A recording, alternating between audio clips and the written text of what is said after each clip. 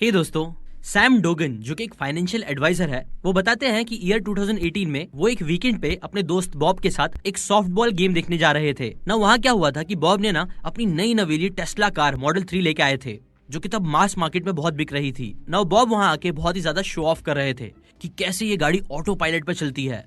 वो अपने आईफोन से पूरी कार को ड्राइव कर रहे थे और कई सारी इंटरेस्टिंग चीजें बता रहे थे। जैसे कि एक रिसेंटली मैंने न्यूज में एक बात सुनी थी कि 9 सितंबर को फिलाडेल्फिया में एक लेडी ने टेस्ला की फ्रंट सीट पर एक बेबी को बर्थ दिया और उनकी डिलीवरी तब हुई जब टेस्ला ऑटो पायलट पर ड्राइव कर रही थी, जिसकी वजह से उस बच्चे को वर्ल्ड्स फर्स्ट टेस्ला बेबी भी कहा जा रहा है ना। ऐसी टाइप की इंटरेस्टिंग बातें बॉब उनको बता रहे थे, सबको बता रहे थे। जो सारी बातें सुन के सैम काफी शॉक हो गए थे। शॉक इसलिए हुए थे कि कैसे बॉब, एक 31 ईयर का प्री स्कूल टीचर, उसने एक $53,000 की कार खरीदी है, जो कि ऑब्वियसली ज्यादा होते हैं। सैम के अकॉर्डिंग ये उनकी सबसे बड़ी फाइनेंशियल मिस्टेक थी जो उन्हें नहीं करना चाहिए था ना। उसी टाइम पे टेस्ला के बारे में बहुत ज्यादा हाइप चल रही थी, जिसकी बातें सुन के फिर सैम ने भी एक दिन उस कार को ड्राइव करा। वो बताते हैं कि इस कार को ड्राइव करने का एक्सपीरियंस जो था ना, वो उनके लिए बहुत ज्यादा डिफरेंट था। उन्हें भी टेस्ला मॉडल 3 बहुत ज्यादा पसंद आई और उनका भी मन कर रहा था कि वो उस कार को खरीद ले, बट क्योंकि ये कार उनके लिए बहुत महंगी थी और वो खुद एक फाइनेंशियल एडवाइजर थे, इसलिए वो ये मिस्टेक नहीं करना चाहते थे। So as a financial adviser उन्होंने क्या किया कि उन्होंने इस $53,000 की कार को खरीदने के बजाय उन्होंने इसकी अपॉर्चुनिटी कॉस्ट को कैलकुलेट करना स्टार्ट किया।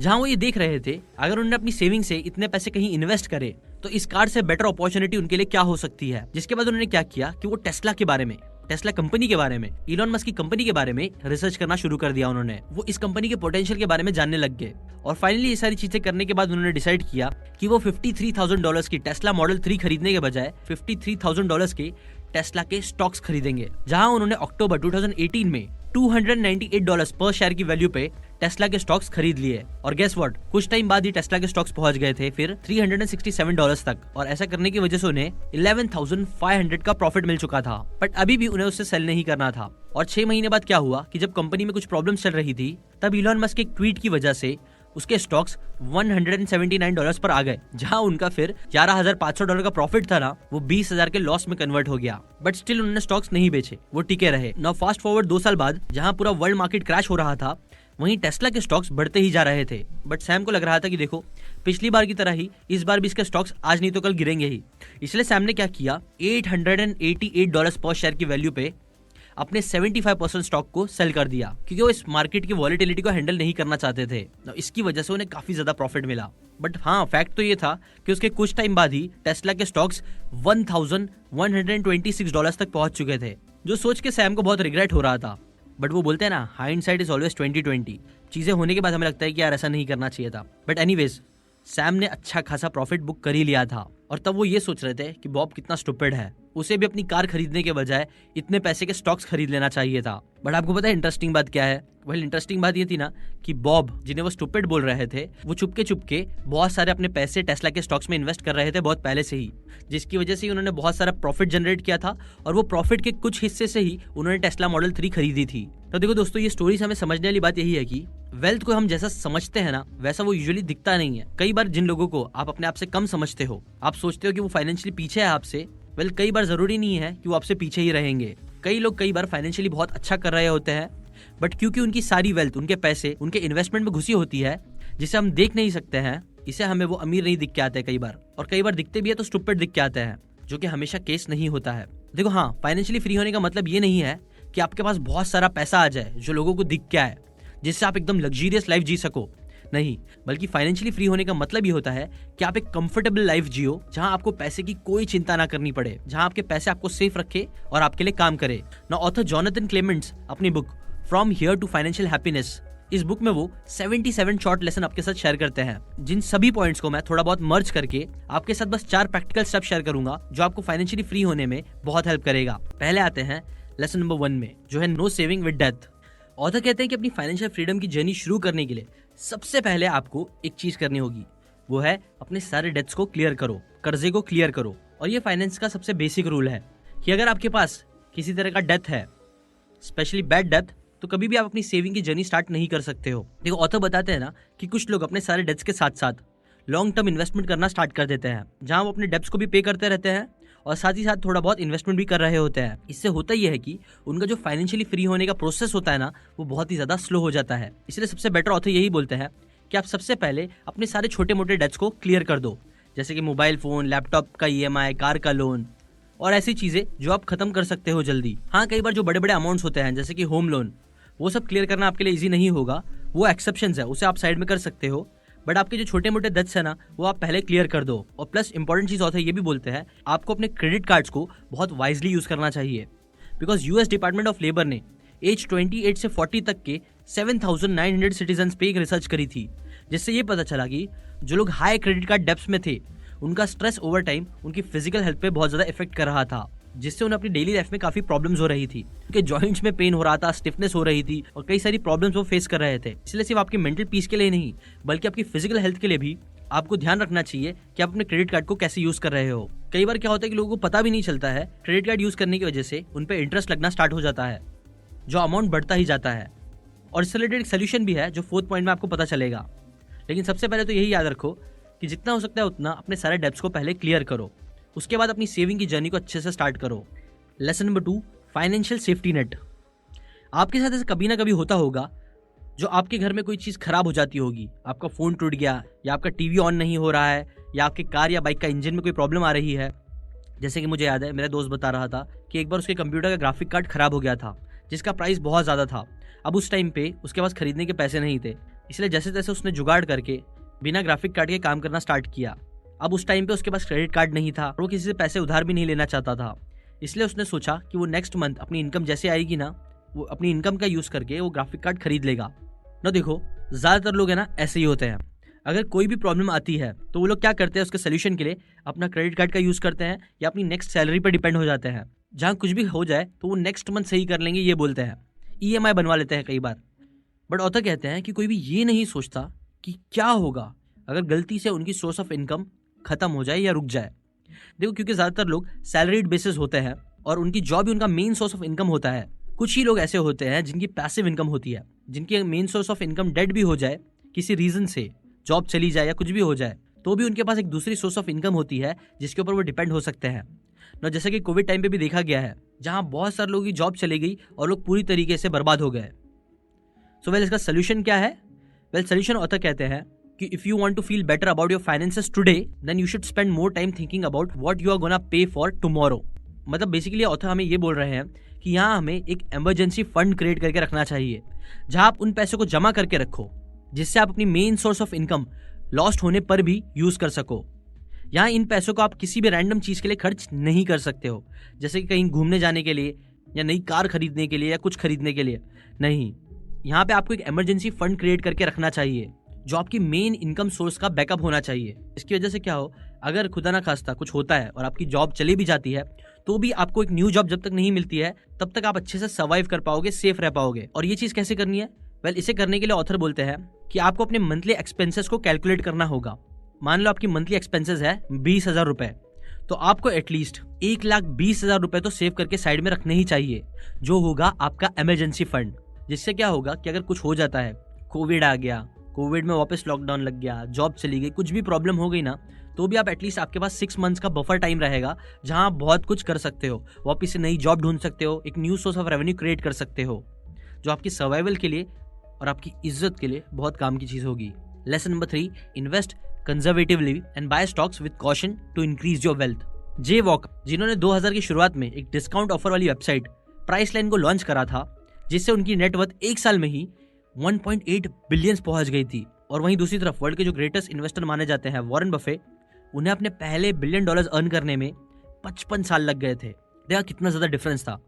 लेकिन बात देखो ये है ना कि जो जे वॉकर की वेल्थ थी वो सस्टेनेबल नहीं थी। सबको पता चल गया था कि एक ना एक दिन ये जो .com का बबल है ना, वो बर्स्ट होगा।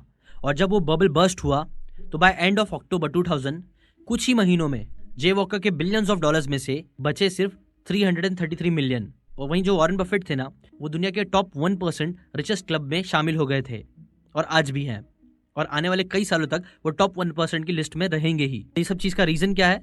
वही रीजन यही है कि वॉरेन बफे पिछले 60 डेकेड से इन्वेस्ट कर रहे हैं और उन्होंने कभी भी रेयरली अपने शेयर्स को सेल किया है।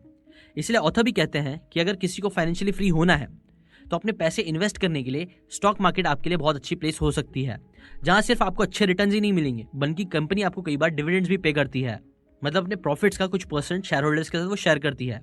फॉर एग्जाम्पल, आपको पता ही होगा कि वॉरेन बफेट कोको कोला के एक मेजर शेयर होल्डर है और इसीलिए ही उन्हें कोको कोला के सीईओ, जिन्हें $16 मिलियन पर ईयर की सैलरी, जो सबसे ज्यादा सैलरी है, वो मिलती है, वहीं दूसरी तरफ वॉरेन बफेट कोको कोला के डिविडेंड से ही $547 मिलियन कमा लेते हैं।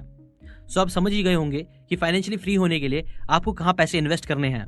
ऑथर कहते हैं कि जब आप लॉन्ग टर्म सोचते हो तो स्टॉक मार्केट में इन्वेस्ट करने के लिए आपको कोई बहुत ज्यादा रॉकेट साइंस समझने की जरूरत नहीं है, बल्कि जिन भी कंपनीज को आप अच्छे से जानते हो या बेटर उनके प्रोडक्ट्स डेली यूज करते हो, जिसे आप कई सालों से यूज कर रहे हो, उस पर भरोसा करते हो, आपको प्रोडक्ट्स अच्छे लगते हैं, तो ऐसी कंपनीज में इन्वेस्ट करना आपके लिए अच्छा होगा। और ये one of the most successful mutual fund manager Peter lynch, जिन्होंने कई सारी अच्छी इन्वेस्टमेंट के ऊपर बुक्स लिखी है, वो भी ये सेम चीज बोलते हैं कि आपको ऐसी कंपनीज में इन्वेस्ट करना चाहिए जिसके प्रोडक्ट्स आप यूज करते हो, जिसे आप अच्छे से समझते हो, जिसके प्रोडक्ट्स आपको अच्छे लगते हैं और जिस पे आपको भरोसा है।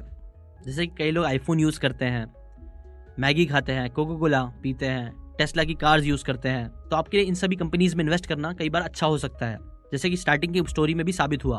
और यहाँ पे आपको मार्केट की डेली फ्लक्चुएशंस को देखना नहीं है, जो द इंटेलिजेंट इन्वेस्टर में वॉरेन बफेट के जो मेंटर थे बेंजामिन ग्राहम, वो भी अपनी बुक में बोलते हैं कि हमें मार्केट के डेली फ्लक्चुएशंस पे फोकस नहीं करना है, बल्कि आपको बस कुछ अच्छी कंपनीज को पकड़ना है और उसके अंदर इन्वेस्ट करना है लॉन्ग टर्म के लिए। ये आपको बहुत अच्छे रिटर्न्स देगा लॉन्ग रन में ना। देखो दोस्तों, हाँ, हमारे इंडिया में ऐसे कई सारे यूनिकॉर्न्स क्रिएट हो रहे हैं जो बहुत अच्छा कर रहे हैं, और अमेरिका में भी ऐसी कई सारी कंपनीज है जो एक्सपोनेंशियल रिटर्न्स दे रही है, जिसे ढूंढना काफी ईजी हो सकता है because of their technological innovations. So हम इंडियंस को इस अपॉर्चुनिटी पे भी ध्यान रखना चाहिए कि हम बाहर की ग्रोथ की अपॉर्चुनिटीज का भी फायदा उठा सके। तो आप इस नए साल में ये भी एक रेजोल्यूशन बना सकते हो कि आप अपने पोर्टफोलियो को ग्लोबली डाइवर्सिफाई करो बेटर रिटर्न्स और सेफ्टी के लिए। इनफैक्ट ये नया साल स्टार्ट होने से पहले ही आप अपनी कोई भी फेवरेट कंपनी, शायद वो एप्पल हो, टेस्ला हो, गूगल हो, अमेजॉन हो, नेटफ्लिक्स हो, या जो भी कंपनी आपको पसंद है, बहुत पसंद है, कमेंट करके बताओ, वो कंपनी के आप कुछ शेयर्स ले लो। और ये सब चीज़ें आपके लिए इजीली स्टार्ट करने के लिए हमने क्या किया है कि हमने IND मनी के साथ मिलके आपके लिए कुछ फ्री शेयर्स निकाले हैं जो आपको फ्री में मिल सकते हैं। देखो, पहले एक टाइम था ना जब आपको US स्टॉक्स खरीदने के लिए काफ़ी चार्जेस भरने पड़ते थे, काफ़ी पैसे लगते थे, बट IND मनी के हेल्प से आप zero account opening fees, zero maintenance fees, zero brokerage fees की हेल्प से स्टॉक को बाय या सेल कर सकते हो US के। प्लस यहाँ आपको बेस्ट एक्सचेंज रेट भी मिलते हैं। प्लस इस ऐप के हेल्प से आप अपने सारे इन्वेस्टमेंट को ट्रैक भी कर सकते हो, जितने भी आपने अलग अलग इन्वेस्टमेंट किए हैं, म्यूचुअल फंड्स में हो, स्टॉक्स में हो, क्रिप्टोज में हो, जैसा मैं खुद भी करता हूँ इस ऐप का यूज करके। सो अगर आप ये सारे फायदे उठाना चाहते हो और फ्री में टेस्ला के स्टॉक्स लेना चाहते हो, तो आपको क्या करना है कि बस नीचे दिए हुए लिंक से जाके IND मनी का आप डाउनलोड करो और आपको ऐप के रिवॉर्ड सेक्शन में टेस्ला के कुछ फ्री शेयर्स मिल जाएंगे, एक पार्ट उस शेयर का मिल जाएगा। बट अगर आप नीचे दिए हुए लिंक से जाते हो तो, लेकिन अगर आप डायरेक्टली प्ले स्टोर या ऐप स्टोर से IND मनी को डाउनलोड करते हो तो आपको साइन अप करते टाइम एक कोड डालना होगा, जो मैं अभी स्क्रीन पर डाल रहा हूँ, सीकेंड टेस्ला कोड, वो डालना होगा, तब आपको वो फ्री स्टॉक्स मिल जाएंगे। पॉइंट नंबर 4 है फ्रुगैलिटी लीड्स टू बेटर फाइनेंसेस। देखो, हमारी physical health, mental health, relationship और ओवरऑल पूरी लाइफ में हैबिट्स सबसे बड़ा रोल प्ले करते हैं, और ये एक यूनिवर्सल फैक्ट है कि good habits makes good life. Financial success भी और कुछ नहीं बल्कि आपकी गुड हैबिट्स का रिजल्ट है। अगर आप लॉजिकली सोचो तो अगर आप फाइनेंशियली फ्री होना चाहते हो तो आपको पैसे सेव करना होगा, उसे इन्वेस्ट करना होगा, बट आपके पास टाइम बहुत कम है, इसलिए आपका ज्यादा से ज्यादा पैसे सेव करके इन्वेस्ट करना बहुत इंपॉर्टेंट है। ऑथर कहते हैं कि 90% लोग अपनी फाइनेंशियल फ्रीडम अपनी बैड हैबिट्स की वजह से अचीव नहीं कर पाते हैं, जहां उनकी बैड हैबिट्स सेविंग्स पे बहुत इंपैक्ट करती है।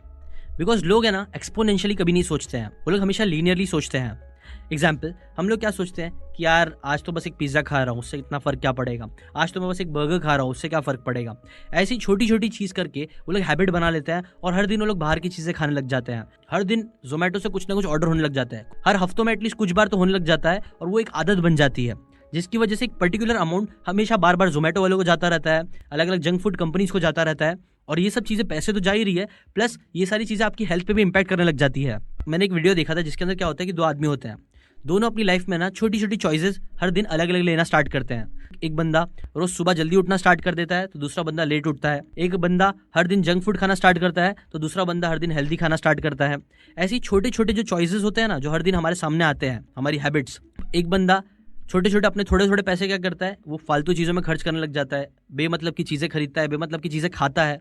वहीं दूसरी तरफ जो अच्छा बंदा होता है वो बेमतलब की चीजें खाने के बजाय उसको सेव करने लग जाता है या फिर अच्छी चीजें खाने लग जाता है। और ये सारी चीजें क्या होती है, एक दिन, 2 दिन, 1 महीना, 1 साल बाद है ना कंपाउंड होने लग जाती है। उसका असर इतना ज्यादा हो जाता है। एक तरफ जो बंदा गलत हैबिट्स पाला रहता है उसकी हेल्थ एकदम धीरे धीरे खराब होने लग जाती है, उसके पैसे एकदम धीरे धीरे खत्म होने लग जाते हैं और हर चीज में उसकी रिलेशनशिप लाइफ हर चीज खत्म होने लग जाती है।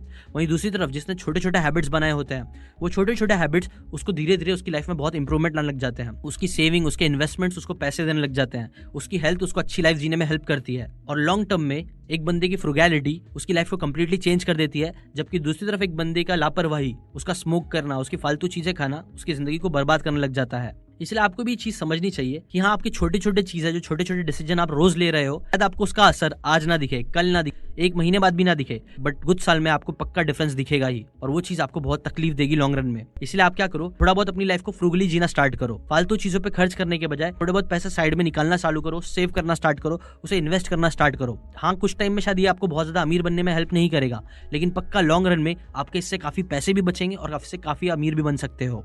इसलिए आप लीनियर थिंकिंग मत रखो, एक्सपोनेंशियल सोच रखो। और ये सब चीज आप कैसे कर सकते हो, आप ट्राई करो ना कि आपकी जो भी इनकम है उसका आपका 50% ज्यादा खर्च नहीं होना चाहिए और आपको 12% आपको लॉन्ग टर्म के लिए इन्वेस्ट करना चाहिए, रिटायरमेंट के लिए, ये सब चीज के लिए। ऐसे अगर आप करोगे ना तो आपको लॉन्ग रन में इससे बहुत फायदा होगा। मैं आपको एक और बोनस पॉइंट बताना चाहता हूँ, वो ये है start working on different sources of income. जितना हो सकता है उतना आप अलग अलग सोर्सेज ऑफ इनकम पे काम करना चालू करो। अगर आपकी बस एक जॉब है तो ऑब्वियसली वो बहुत रिस्की चीज है।